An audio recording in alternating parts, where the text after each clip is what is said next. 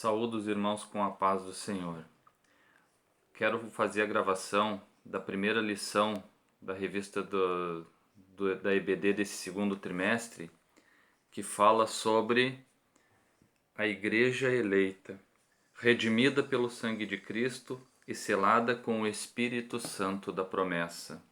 Essa primeira lição vai fazer uma introdução da carta do apóstolo Paulo à igreja de Éfeso, e todo esse trimestre vamos estar estudando sobre essa carta da igreja de Éfeso. A lição de hoje, ela traz por título Carta aos Efésios, saudação aos destinatários. O nosso texto áureo está em Efésios capítulo 1, versículo 2. A vós, graça e paz da parte de Deus, nosso Pai, e da do Senhor Jesus Cristo. Efésios capítulo 1, versículo 2. A nossa verdade prática nos diz: a Epístola aos Efésios revela o propósito eterno de Deus para a Igreja de Cristo. Nossa leitura bíblica em classe está na carta de Paulo aos Efésios, capítulo 1, versículo 1 e 2, e no livro de Atos, capítulo 19, versículos de 1 a 7. Paulo, apóstolo de Jesus Cristo, pela vontade de Deus, aos santos que estão em Éfeso e fiéis em Cristo Jesus. A vós, graça e paz da parte de Deus, nosso Pai, e da do Senhor Jesus Cristo. E sucedeu que, enquanto Apolo estava em Corinto, Paulo, tendo passado por todas as regiões superiores, chegou a Éfeso. E achando ali alguns discípulos, disse-lhes: recebestes vós já o Espírito Santo quando crestes? E eles disseram-lhe: nós nem ainda ouvimos que haja Espírito Santo. Perguntou-lhes então: em que sois batizados então? E eles disseram: no batismo de João. Mas Paulo disse: certamente João batizou com o batismo do arrependimento, dizendo ao povo que cresce no que após ele havia de vir, isto é, em Jesus Cristo. E os que ouviram foram batizados em nome do Senhor Jesus. E impondo-lhes Paulo as mãos, veio sobre eles o Espírito Santo, e falavam línguas e profetizavam. Estes eram ao todo uns 12 varões. O objetivo geral da lição de hoje é mostrar o propósito divino na Epístola aos Efésios. E os objetivos específicos são apresentar a autoria e a data da Epístola. Segundo, edificar a quem foi dirigida a Epístola aos Efésios. E terceiro, explicar o propósito da escrita e a mensagem contida na Epístola. Então, a Epístola aos Efésios, ela é interessante porque ela tem bastante orientações, questões doutrinárias e orientações pastorais e também questões práticas para a vida do cristão. O autor da revista desse trimestre que cita é o pastor Douglas Batista, presidente do Conselho de Educação e Cultura da CGADB, líder da Assembleia de Deus Missão no Distrito Federal, doutor em Teologia e licenciado em Filosofia. Foi o responsável por ter escrito a revista desse trimestre, ter lançado esse desafio de estudar a carta de Paulo aos Efésios. É interessante, quando nós começamos a ler a introdução, vai dizer que a Epístola aos Efésios é denominada de a coroa dos escritos de Paulo e ainda de rainha das epístolas. Por quê? Porque é uma carta bem importante pelos assuntos pelo qual ela trabalha, os assuntos que ela trata. Então, diferente de todas as outras cartas que o apóstolo Paulo escreveu, Efésios tem essa característica de que o apóstolo Paulo não está muito preocupado em ir tratando muitos problemas de ordem comportamental, mas ele já começa falando bastante a respeito de questões doutrinárias.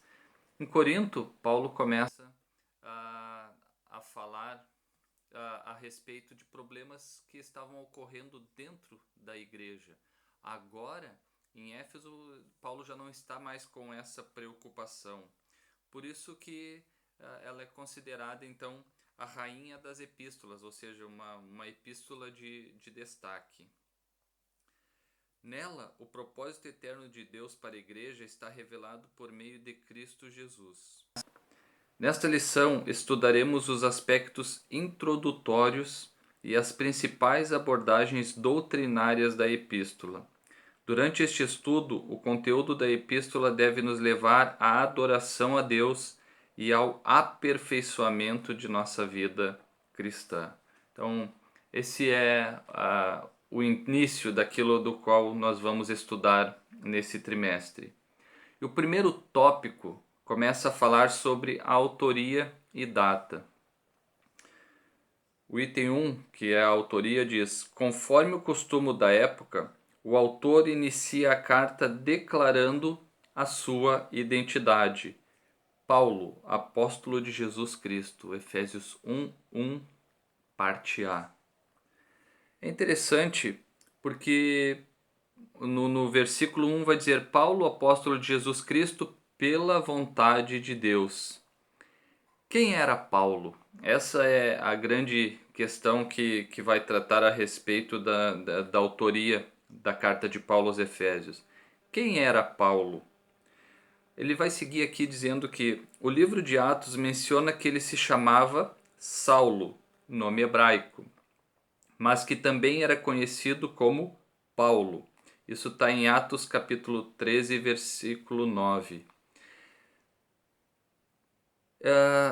Lá em Atos, vai dizer que ele se chamava Saulo. No capítulo 9 de Atos, versículo 4, vai dizer: E caindo por terra, ouviu uma voz que lhe dizia: Saulo, Saulo, por que me persegues? Então, o primeiro encontro que o apóstolo teve com Jesus Cristo chama ele pelo seu nome, o seu nome hebraico: Saulo, Saulo, por que me persegues? Capítulo 9, versículo 11, quando o Senhor envia Ananias para que orasse por Paulo, ele vai dizer para Ananias: Então o Senhor lhe ordenou: Dispõe-te e vai à rua que se chama Direita, e na casa de Judas procura por Saulo, apelidado de Tarso, pois ele está orando. Então, nesse primeiro contexto aqui, ele é identificado como Saulo. Mas mais adiante, a partir do capítulo 13, versículo 9, ele também é chamado de Paulo. E vai dizer: Todavia, Saulo, também chamado Paulo, cheio do Espírito Santo, fixando neles os olhos, disse. E aí Paulo segue fazendo o seu discurso.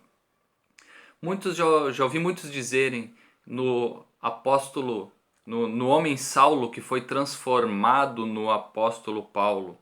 Não houve uma transformação aqui. Houve que existia um homem que tinha um nome hebraico e um nome romano, por causa da sua descendência. Então, Saulo é um nome hebraico, que quer dizer solicitado. Provavelmente, o que a lição vai dizer aqui, que seja uma homenagem ao rei Saul, o primeiro rei de Israel. E Paulo tenha recebido esse nome em função do próprio rei Saul. Mas é interessante também que em Filipenses, isso está em Atos capítulo 13, versículo 21, que vai dizer: Então eles pediram um rei, e Deus lhes deparou Saul, filho de Quis, da tribo de Benjamim. Agora Filipenses 3,5 vai dizer a respeito de Saulo: circuncidado ao 8º dia, da linhagem de Israel, da tribo de Benjamim.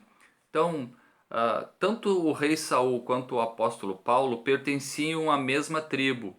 Tinham um nome semelhante em si. Então, a probabilidade de que realmente tenha sido uma homenagem o nome que o apóstolo Paulo recebeu nesse nome hebraico, Saulo.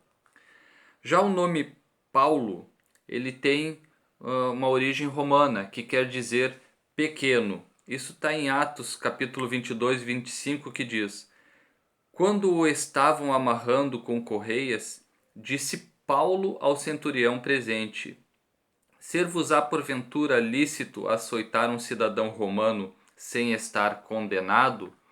Então, nós vemos que em alguns momentos ele era chamado de Saulo e em outros momentos ele era chamado de Paulo, por causa desse nome duplo que ele tinha. Ele podia ser chamado nos dois sentidos.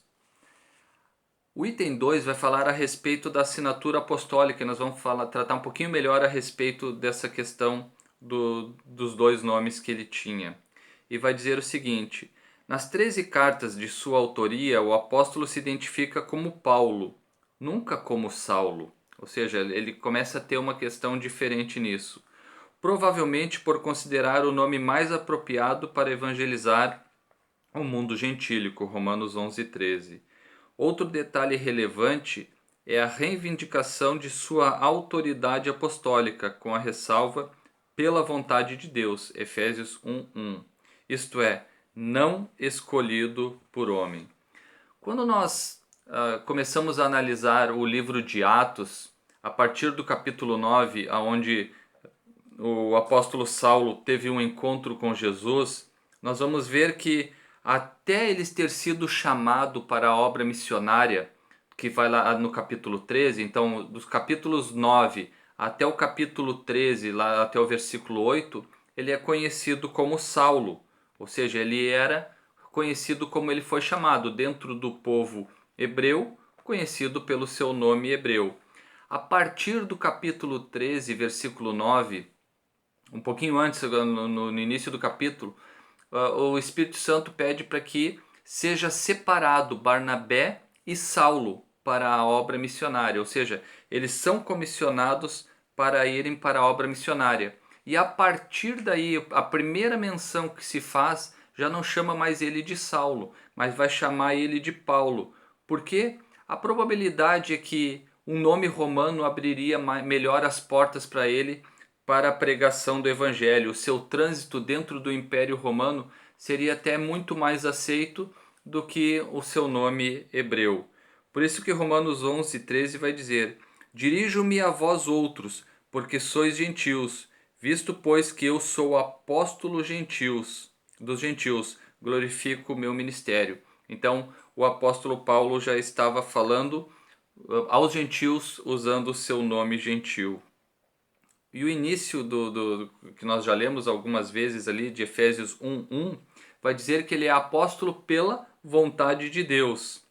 Gálatas 1:1, também, que é um livro antes, vai dizer: Paulo, apóstolo não da parte de homens, nem por intermédio de homem, mas por Jesus Cristo e por Deus Pai, que o ressuscitou dentre os mortos.